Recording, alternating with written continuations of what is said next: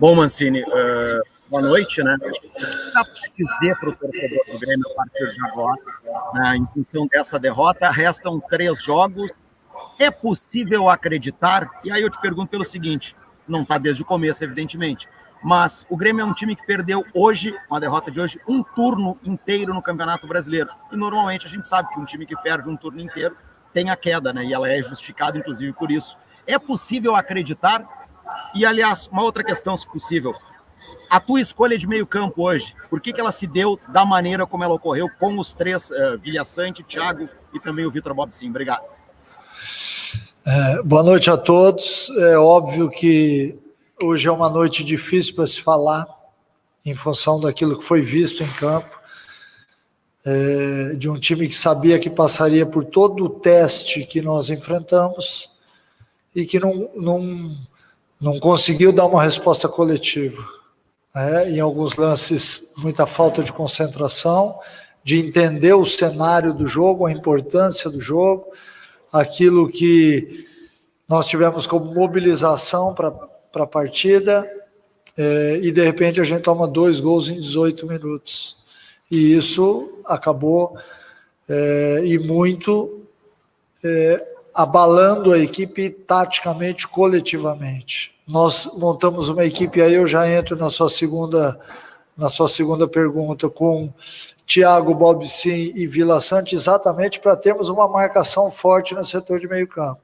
A intenção era que nós tivéssemos corpo ali, que o Grêmio tivesse hoje, porque nos jogos anteriores a gente vinha jogando com 2 volantes, então a opção hoje, em primeiro lugar, eu gostaria de lembrar que o Campaz ficou 2 dias com febre no hotel, não fez o treinamento de ontem, e por isso a escolha de um meio-campo mais forte que desse uma sustentação, porque nós sabíamos que o Bahia viria no começo da partida tentar uma pressão, e foi o que eles fizeram, e aí erros sucessivos de ordem tática fizeram com que a gente saísse atrás. E aí, já na segunda etapa, a gente melhorou um pouquinho. No começo do segundo tempo, já tivemos uma chance logo na volta do segundo tempo. Acabamos fazendo o gol e não tivemos força para ir lá e empatar a partida, porque nós tivemos oportunidades, eu já revi os lances, nós tivemos entre altos e baixos, e muito mais baixos do que altos, e a gente tem que reconhecer isso, que hoje não foi uma noite feliz do Grêmio. O Grêmio jogou muito abaixo daquilo que poderia jogar, independente da escolha, independente da escalação, independente da forma como nós entramos na partida. A concentração ela foi o ponto negativo na minha maneira de enxergar, porque em todos os momentos a gente chegou atrasado, em alguns momentos a gente que tínhamos idealizado e combinado de fazer certas marcações, a gente não conseguiu fazer, e demos a chance do Bahia sair na frente com 2-0 e fazer o 3º gol no final.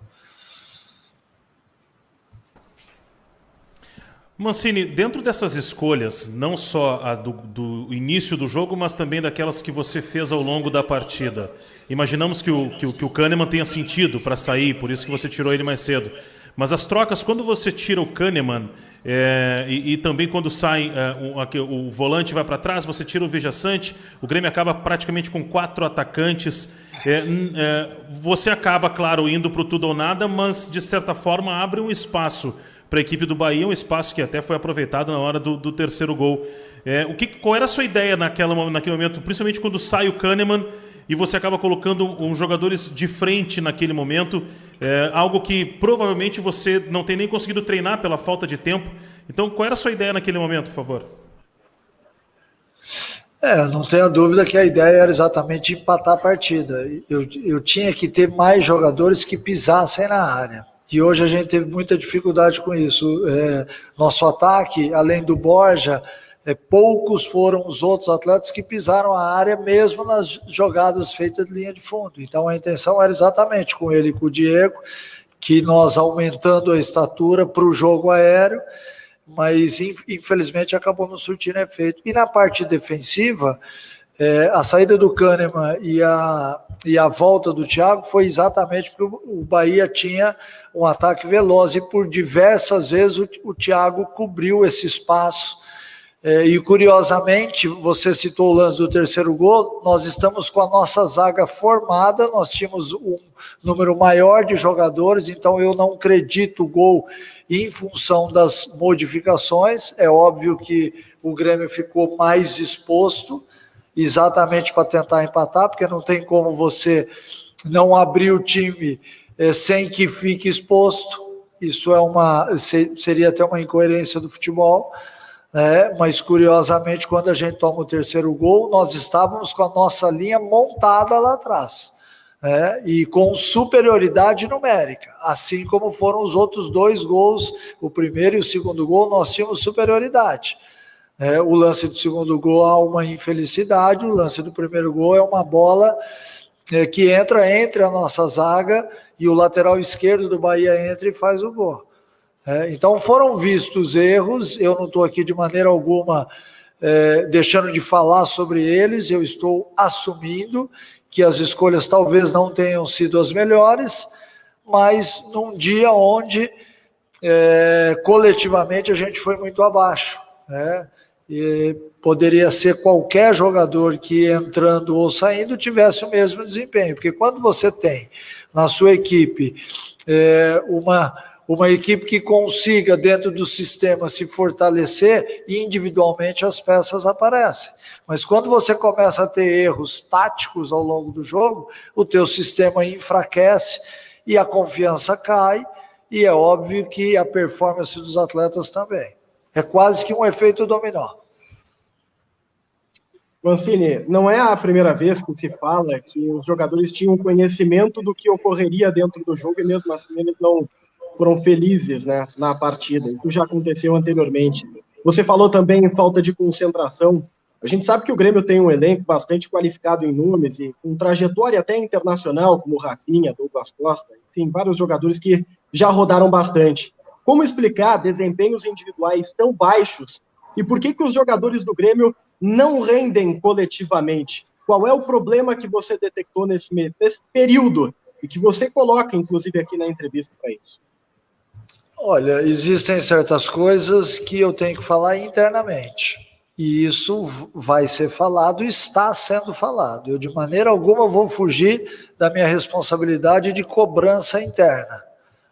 É óbvio que eu não vou, de maneira alguma, expor ninguém aqui, porque aqui, assim como eu disse lá atrás, na primeira vitória diante do Juventude, aqui a gente ganha junto e perde junto. Tá? Individualmente eu não posso falar do jogador, porque isso seria desleal e desumano e eu não faço isso. A partir do momento em que, e eu já expliquei isso, o teu sistema ele não funciona e não funcionou porque nós tomamos 2 gols, o primeiro gol aos 13 e o segundo gol aos 18 minutos do primeiro tempo. E é difícil, óbvio, ficaria muito mais difícil a partir do momento que você tem que ganhar uma partida que vale parte da sua permanência na Série A e você toma um gol com 13, o segundo aos 18 e tem que sair e tem que fazer modificações. É óbvio, vocês estão me questionando e eu até entendo sobre as substituições, mas eu não posso fazer substituições para não tomar mais gols, eu tenho que fazer substituições para tentar empatar a partida, eu tenho que tornar o time mais ofensivo. Imagine se eu tivesse perdendo de 2-1, feito substituições para recompor o sistema defensivo. Isso não existe no futebol. E eu jamais fiz isso e jamais farei. Eu quero ganhar os jogos. E às vezes a gente vai encontrar com situações iguais a essa.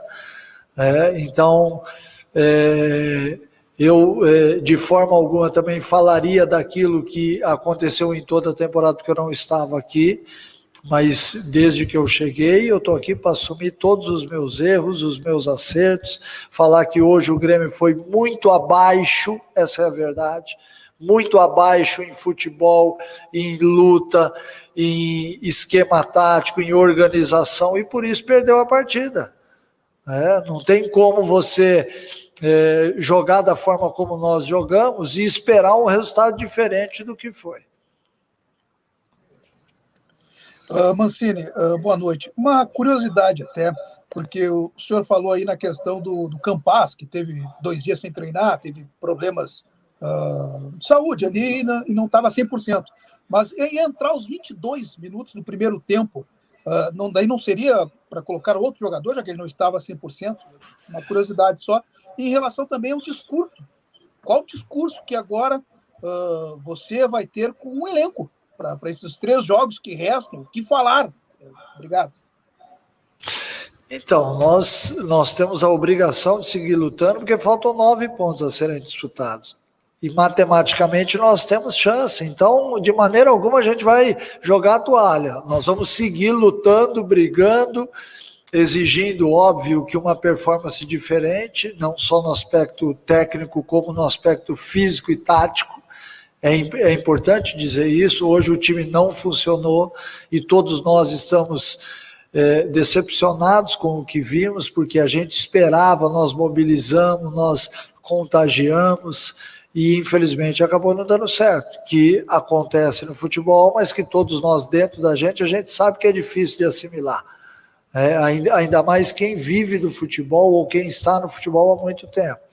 É óbvio que todos nós já passamos por isso em outras situações, de ver um time que não consegue dentro da partida desempenhar aquilo que pode, mas ao mesmo tempo você tem que ter estrutura para assimilar o golpe. É duro, é difícil, a noite não vai passar, mas a gente tem que encarar, até porque nós estamos aqui exatamente para isso.